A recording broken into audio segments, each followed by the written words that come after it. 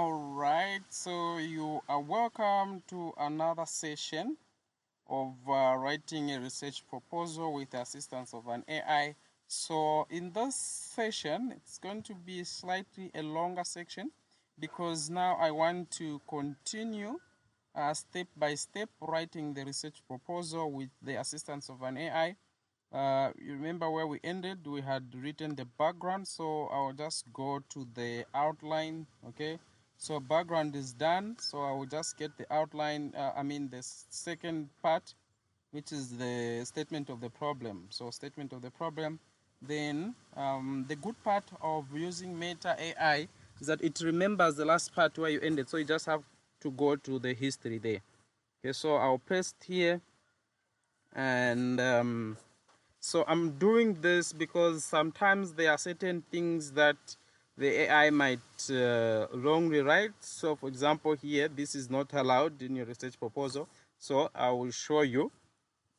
Yeah, so you have to be in charge. This is active. So you see it has started writing well, but here it has started listing them, okay? And then the gaps in the knowledge, it has listed them. The importance of the literature, of the research, it has listed them. So I'm just going to say in paragraph format, okay? In paragraph format, okay? Let's include the please, because tomorrow AI might take over the world, and you don't know what might happen. So if you use polite words, you might be spared. Yeah, okay, so there you go. Okay, so you see, you have to be actively involved. Sometimes it makes mistakes, so you need to know exactly what should come out of this so that you get the best results. So now I have gotten my statement of the problem. Okay, I can just simply copy this. If you feel like it's not so much, you can always ask AI to expand, and it will do that for you. So I'll come this side, and okay, so I'll paste this here.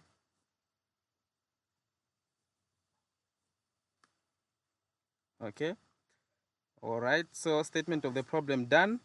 And remember, you have to go through this statement of the problem word by word. Okay, read through, identify if there is anything that is not in keeping. Okay, um okay, all right. Okay, so you have to go through, paraphrase some of the sentences, rephrase them in your own way. Okay, yeah. And then now let's go to the other part, which is justification of the study. So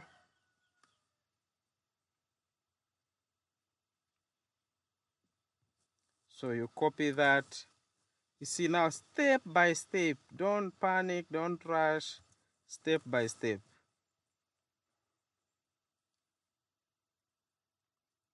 So you can see it has already started writing for me in points form. So I will just ask it to say in paragraph. So if you notice this happens more often, you just come this side and you can specify to say in paragraph format. Okay, yeah, you can specify that.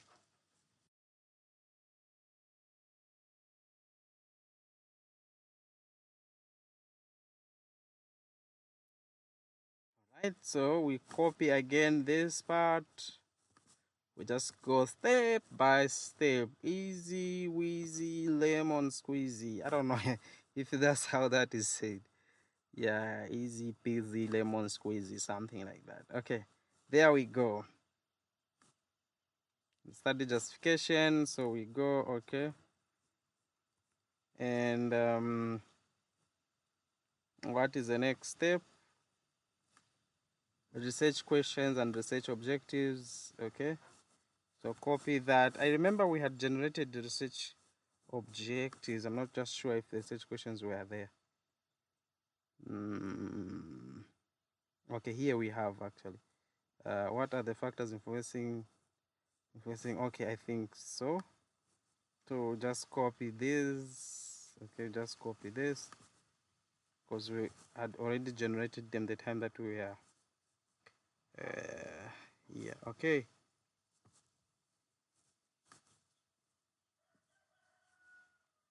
There we paste, just step by step. And then some of these you can, for undergraduate, you need just a maximum of 3. But postgraduate, you can have 4. Maybe this one I'll just leave it out. I don't know. Okay, maybe I can leave it. There's no problem. But remember, the research questions have to match with the specific objectives. Okay, yeah, that is very, very important. Don't. So here, meaning I have to generate another research question here. I can write just myself to compare the incidence of diarrhea disease between households using pit latrines and those using alternative. Okay, so this one I can phrase it as a question which I have to do. I'll put it there. Okay. So what is the next section? Literature review. Okay, but I think this is the part where conceptual framework comes in. But remember, we already did the conceptual framework. So now this part is very, very important on the literature review. So you see, literature review, general things to consider: show the state of current knowledge in relation to the current topic of focus from global, regional, and national perspective. Be analytical and critical. So I'll just copy this part first. Okay, not everything. I'll just copy that part and yes. So we request and we wait.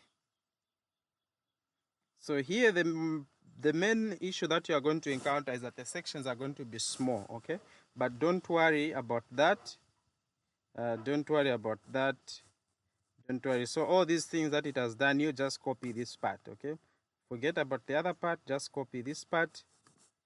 I'm telling you, I'm your expert here. Yeah. So just copy that part, paste it, okay? Paste it. And then once you paste, and then you come this part, you copy this global perspective, just global perspective, copy it, and then you ask, say, expand the section below, add more literature, okay? Add more literature and specify in paragraph format. So you paste this because it's small, so you just want to expand it. So you see now it will be expanded.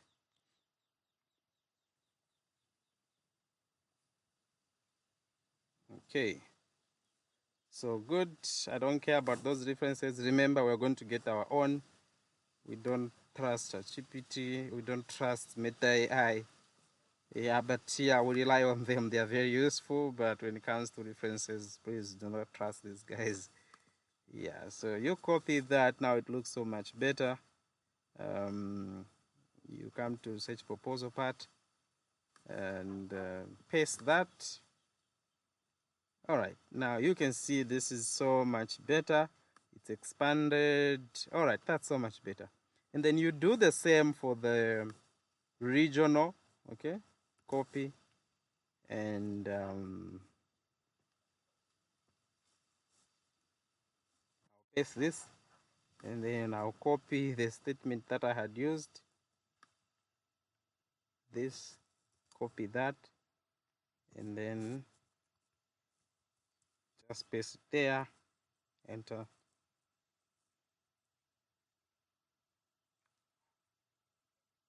Okay, so that looks so much better, so much better. Well expanded. All right. So remember, I just need this part. Don't care about their references.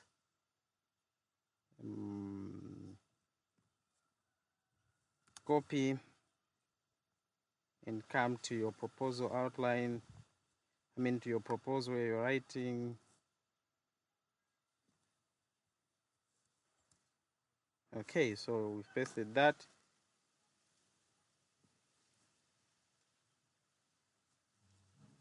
Yeah, that looks so much better. And we continue national perspective. Where was national perspective again? Huh? I don't know what happened. Okay, I don't know how national perspective has been deleted. Maybe I just didn't copy it. Okay, so you can just come over here on the national perspective. Okay, national perspective, yeah. This, copy that, paste it there, and then I'll also need that fancy word. I don't want to write it again. The fancy statement. This one, copy that, and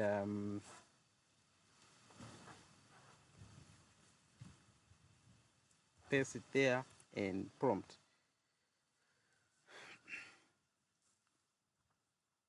And you can see it says you're just seated in the background monitoring. You are the driver. Okay, you are the driver at this point. But remember, this that it will give you will be the skeletons that you have to start building from there. Because you have to go through personally, you have to review this, change certain things, okay? But at least you have the main frame, okay? The main frame, you do have it. Okay, so national perspective, copy that, paste it there. Okay, so we have the national perspective. Now, after finishing that, the research proposal is not yet done, okay? There is another part of a research proposal where you have to identify different theories that were used, what were the methods, what is the knowledge gap, why your research is better. So I just put this in this form, like summarize the last part of the literature review as outlined below, compare and contrast what are the main theories, methods, debates, and so on. So this is called empirical review. You copy that and you paste it here.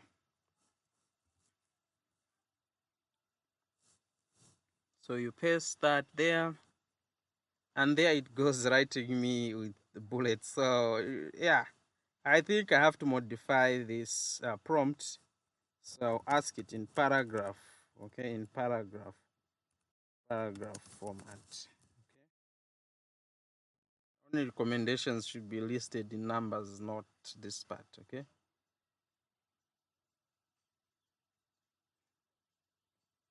So all right, okay, that looks good. So just copy that. Copy this part. This is called the empirical review now. They say comparative analysis and research position, whatever you call it in your language. I don't know from your institution how you call this part. Yeah, I call it empirical review. So I will remove some of these things, okay? They don't look so professional to me. Critical evaluation, well, you can leave them if you want. Not just for the idea of leaving these things there. Okay, now you can see at this point we have completed the literature review. Now before I come to the what is this, the other part, the research methodology. Okay, there's just something that I want to show you, which is very, very important. You have to format this research proposal appropriately.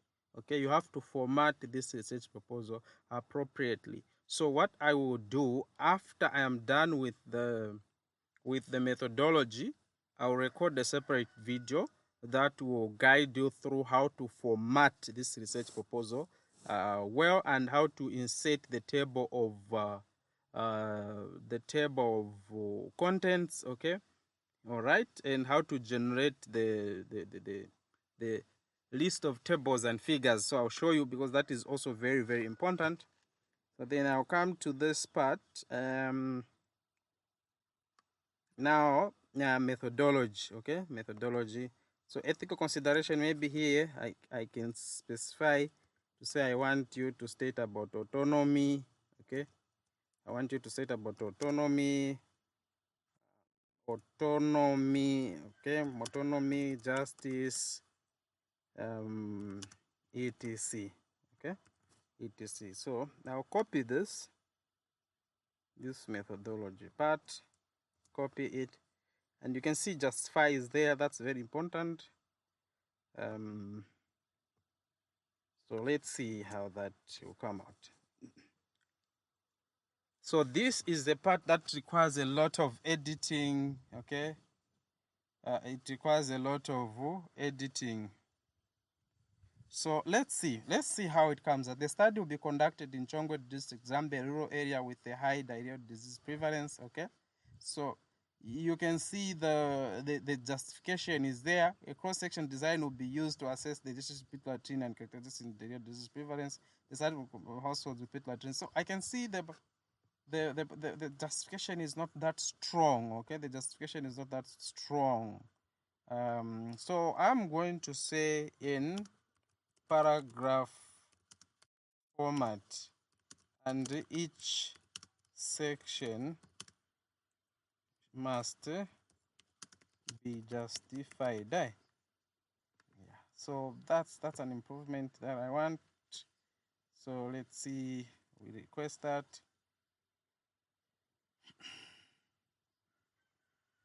All right, now you can see things are coming out well.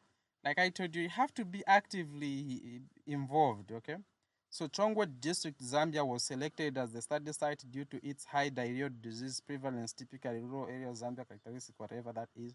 The settings allows for generalized of finding to similar rural areas. So this part, remember, it has to be cited. You've said there is high diarrhea disease prevalence in Chongwe. You have to show that with evidence. So you have to cite this.